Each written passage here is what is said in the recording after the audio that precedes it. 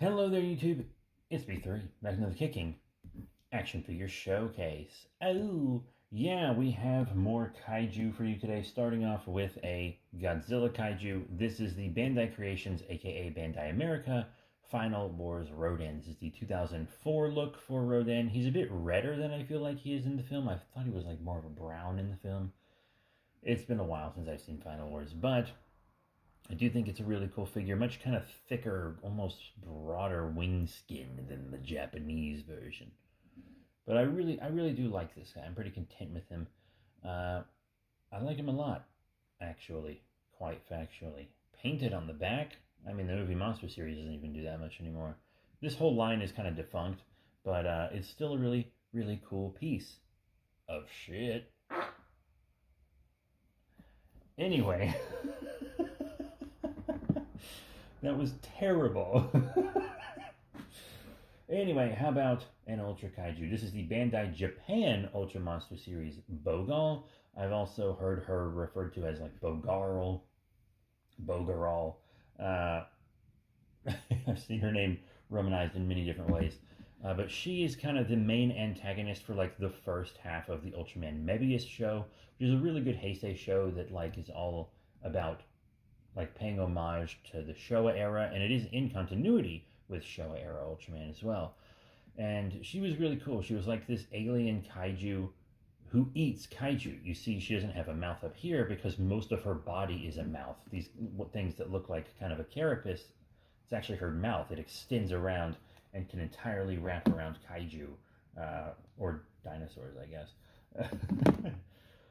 So she would like actively try to awaken dormant kaiju on the planet who would go, on a destruction spree, and then she would try to eat them and make her more powerful, which was not great for Ultraman Mebius and Ultraman Hikari, or Hunter Knight Tsurugi, Hunter. Blah, blah, blah, blah. I actually thought she was a really cool Ultra villain. I mean, like, I really liked her. And she was, like, intelligent as well. Not, like, ultra level intelligent. She was sentient, but not, like, technologically advanced. I don't know if that makes sense. She's very cool, though. All her space travel is, like, via her biology. There is a rarer version of the figure. You can tell this is the more common one because the teeth aren't really painted up. Anyway, let's put her aside. The rest of the stuff is all Godzilla, like this 4-inch Trin Masters Gigan. I'm a big fan of the Trin Masters Gigan. It fooled a lot of people into thinking there was a Heisei Gigan here in the States, which is pretty funny. But I really like him because he looks entirely organic. Like, this kind of looks like what Gigan might look like before it turned into a cyborg. The claws look more like bone coming out of him instead of metal. Very interesting how they took more of an organic take on Gigan. I just got this guy off eBay a while back for pretty cheap, honestly. It was a good price.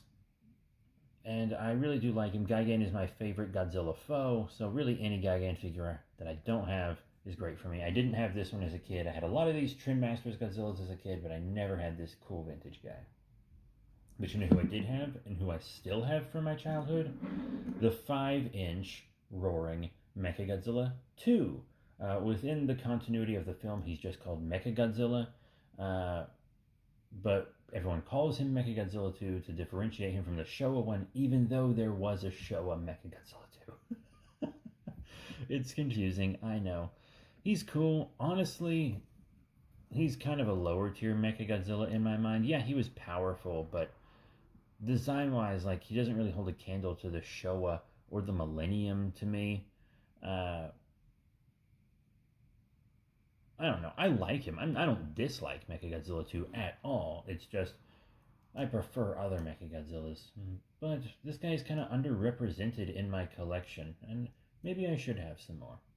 His roaring feature, of course, no longer functions after all these decades, but dang, he is still a really cool vintage piece. And lastly, we have a pretty rare figure from the movie Monster series, not technically a kaiju, but a robot that is a kaiju doctor? It is the movie Monster series Medical Jet Jaguar from the Godzilla Island show, where they used toys to portray the kaiju. Very fun. That show is now translated into subtitles and legally free on YouTube. I don't recommend binging it. It can be hard to binge because each episode is 5 minutes and they make you sit through a minute-long opener at the beginning of each one. So, like, after 4 minutes, you have to watch the same opener you just watched. And then after 4 minutes, you have to watch the same opener again. And then after 4 minutes, you have to watch the same opener. It's more of the 1 or 2 episodes every day or two until it's done kind of thing. You can't binge it. It will annoy the crap out of you. But Medical Jet Jaguar is a variant of Jet Jaguar that heals the good kaiju when they're hurt. And can also do a little fighting. It's really just a repainted movie monster series Jet Jaguar. But it's still really cool and quite rare and pricey. This is a pretty sought after one. And not the first this probably is the first Medical Jet Jaguar figure to my knowledge, but it's not the first one I've shown in these videos. I've also shown the Super 7 off, I think, in the first episode. God, I love Jet Jaguar. My favorite robot in all of fiction. So yeah, that is it. Thank you all very much for your support. Please remember to let me know down in the comments what your favorite figure in this video was, and if you want to see longer, more in-depth reviews of each figure, definitely check out our YouTube channel. Link on the main page. Thank you all very much. I'll see you all next time. Bye for now.